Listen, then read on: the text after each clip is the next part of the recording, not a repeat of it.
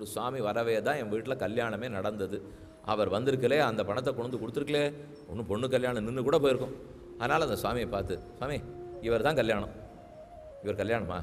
அவர் பேர் வேறு என்னமோ, அவர் கல்யாண ராமன்னு கூட பேர் கூட வச்சுக்கல, அவர் பேர் வேறு ஏதோ. அப்போ இவரே கல்யாணம்னால் அவர் இல்லாட்டா அந்த கல்யாணம் நடந்திருக்காதோ இல்லையோ, அதனால் அவரே கல்யாணம். இப்போ அவரே கோபம்னு சொல்லலையா? ஒருத்தரை பார்த்து திடீர்னு அவருக்கு கோபம் இல்லை சுவாமி, அவரே கோபம் அப்படின்னா அத்தனை கோபத்தோடு இருக்கார். அப்போ எதனால் அவர் நிரம்பி இருக்கிறாரோ அதை வச்சு அவருக்கு பேர் சொல்கிறோமோ இல்லையோ. இந்த ஆத்மா எதனால் நிரம்பி இருக்கார்? விஞ்ஞானத்தாலே. அதனால தான் விஞ்ஞாத்தான்னு பிரிக்க வேண்டாம், விஞ்ஞானம்னே சொல்லலாம். ஆனால் விஞ்ஞாத்தான்னு எப்படி தெரிஞ்சிக்க வேண்டியிருக்குன்னா, விஞ்ஞானம் யஜ்யம் பண்ணாது. அதனால விஞ்ஞான சப்தத்துக்கு விஞ்ஞாத்தான்னு தான் அர்த்தம் சொல்லி ஆகணும். அப்போ ரெண்டாயிடுத்து. இப்போ விஞ்ஞானம்ங்கிறதுனாலே, இதை நன்னா கேட்டுக்கணும், விஞ்ஞானம்ங்கிறதுனாலே ஞான ஸ்வரூபனா இருக்கார் ஆத்மான்னு அர்த்தம். எப்போ யஜ்யம் தனுத்தேன்னு சொல்லித்தோ அப்போ கர்மங்களை பண்ணுறார், நித்திய அனுஷ்டானத்தை பண்ணுறாருனாலே அப்படின்னா அவர் ஞானம் உடையவர். அப்போ ஞானத்துக்கு இருப்பிடமாக இருக்கார்னு அர்த்தம். ஞானமாகவே இருக்கார், ஞானம் உடையவராகவும் இருக்கார். ஜீவாத்மாவுக்கு ரெண்டு ஆகாரம், ஞானமாகவே இருக்கார், ஞானம் உடையவராகவும் இருக்கிறார். விஞ்ஞானம் யஜ்யம் தனுதே கர்மாணி தனுதே பிச்ச. எப்பவும் யஜ்யமே பண்ணிட்டுருப்பாரா, ஓடியாடுறார், பணம்லாம் சம்பாதிக்கிறார், துணிமணிலாம் வாங்கிட்டார், சந்தோஷமாக வச்சுக்கிறார், தீபாவளி வந்தால் பட்டாசு வெடிக்கிறார், கார்த்திகை பண்ணால் உருண்டை பண்ணுறார், எல்லாம் பண்ணுறார். அதான் யஜ்யம் தனுதே. அப்படின்னா விஞ்ஞானம் யஜ்யம் தனுதே கர்மாணி, லௌகிக கர்மங்கள்லையும் ஈடுபடுறார். விஞ்ஞானம் தேவா சர்வே பிரம்மஜேஷ்டம் உபாசத்தே. இந்த ஞானமயமான ஜீவாத்மாவைத்தான் பிரகிருதியை காட்டிலும் உயர்ந்ததாக தேவர்களும் உபாசிக்கிறார்கள். விஞ்ஞானம் பிரம்மச்சேத்வேத தஸ்மாச்சேன்ன பிரமாத்யதி. யார் ஒருத்தன் இந்த விஞ்ஞானமே பிரம்மம் என்று நினைக்கிறானோ அந்த நம்பிக்கையிலிருந்து நழுவுகிறதும் இல்லையோ, ஷரீரே பாப்மனோஹித்வா சர்வான் காமான் சமஷ்ணுதைதி. அவன் இந்த சரீரகதமான தோஷங்கள் பாபங்கள் எல்லாத்தையும் தொலைக்கிறான். அப்போ விஞ்ஞானம் பிரம்மம் உபாசித்தா என்ன பலம்? அதில் நம்பிக்கையோடு இருந்தியானா சரீரத்தினால் ஏற்பட்ட பாபங்களெல்லாம் தொலைக்கலாம். பாப்மன ஹித்வா பாப்மனோ ஹித்வா சர்வான் காமான் சமஷ்ணுதே. அவன் விருப்பப்பட்ட அனைத்தையும் அடைகிறானிதி. தஸ்ஸேஷ ஏவ ஷாரீர ஆத்மா யஃப் பூர்வஸ்ய. 4 படி ஏறிட்டோம், இன்னும் ஒரு படி.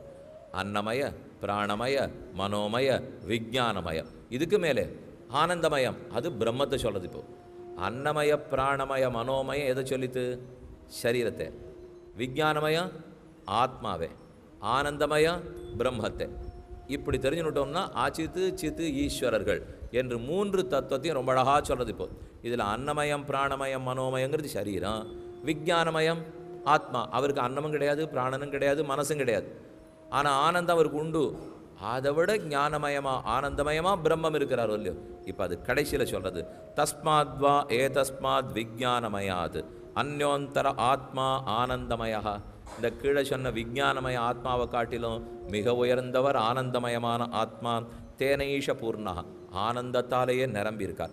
சவா ஏஷ புருஷவித ஏவ, அந்த புருஷன் அதுவாகவே இருக்கிறார். தஸ்ய புருஷ விததாம், அவர் எப்படி இருக்கிறார்னு கேள். அன்பயம் புருஷவிதா தஸ்ய பிரியமேவ சிரஹா, அந்த சரீரம் எப்படி இருக்கும்னால் பிரியந்தான் அவருக்கு தலை. தஸ்ய பிரியமேவ சிரஹா. மோதோ தட்சிண பக்ஷா, மோதந்தான் வலது கை. பிரமோத உத்தர பக்ஷா, பிரமோதந்தான் இடது கை. ஆனந்த ஆத்மா, ஆனந்தந்தான் மத்திய காயம். பிரம்மபுச்சம் பிரதிஷ்டா, பிரம்மந்தான் காலு புச்சம். இது என்னது சுவாமி? ஏதோ பிரியமேவ சிரஹா, மோதோ தட்சிண பக்ஷா, பிரமோத உத்தர பக்ஷா, ஆனந்தாத்மா, பிரம்மபுச்சம் பிரதிஷ்டாங்கிறதே இதெல்லாம் என்னது?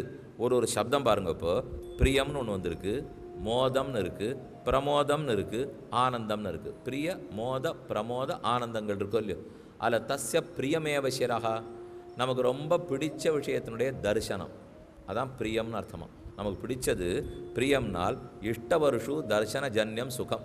நம்ம இஷ்டமான வஸ்துவை அப்படி ஒரு பிரகாசமாக இருந்தது, அதான் பிரியம்னு அர்த்தம். இப்போ 10 வருஷமாக பார்த்ததே இல்லை, எங்கேயோ பதரிகாஷ்டம யாத்திரம் போது பார்த்தது.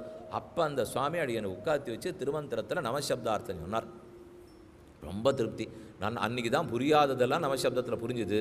10 வருஷமாக அந்த சுவாமியை பார்க்கவே இல்லை. அதுக்கப்புறம் இப்போ எங்கேயோ திருக்குடந்தைக்கு போகிறச்சு அந்த சுவாமி பார்த்துட்டேன். பார்த்துட்டு 6ஆவதும் ரொம்ப ஆச்சரியமாக இருந்தாரோ இல்லையோ. அவர் சட்டுநடியனை உட்காத்தி வச்சு 6ஆவதும்னா நாராயணன் ஆயன்னு சொல்கிறேன்னு சொல்லிவிட்டார். அங்கெங்கேயோ நமஹான்னு ஆரம்பித்தார், இங்கே 6ஆவதும் நாராயணாயான்னு விட்டார். அவரை பார்த்த உடனே திருப்தி. எப்போ இவர்கிட்ட மேலே கேட்டுக்கு போகிறோம்? பார்த்தா திருப்தி. அதை தான் முதல்ல சொல்கிறது பிரியன். அடுத்தது அதிலிருந்து லாபஜன்யம் சுகம், பார்த்தா திருப்தி வாஸ்தவம்.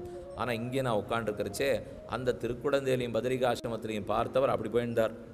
அதுவும் அங்கே போயிருந்தார். உபன்யாசம் 8:30 வரைக்கும் உண்டு, நான் எழுந்து போக முடியாது. அவராட்டம் இருந்தது. பார்த்த உடனே என் முகம் பிரகாசம் உங்களுக்கெல்லாம் புரியல, ஏன் இவர் சிரிக்கிறாருன்னே தெரியல. பார்த்தேன், ஆனால் எழுந்து 8:30 போகிறதுக்குள்ளே அவர் காணும்.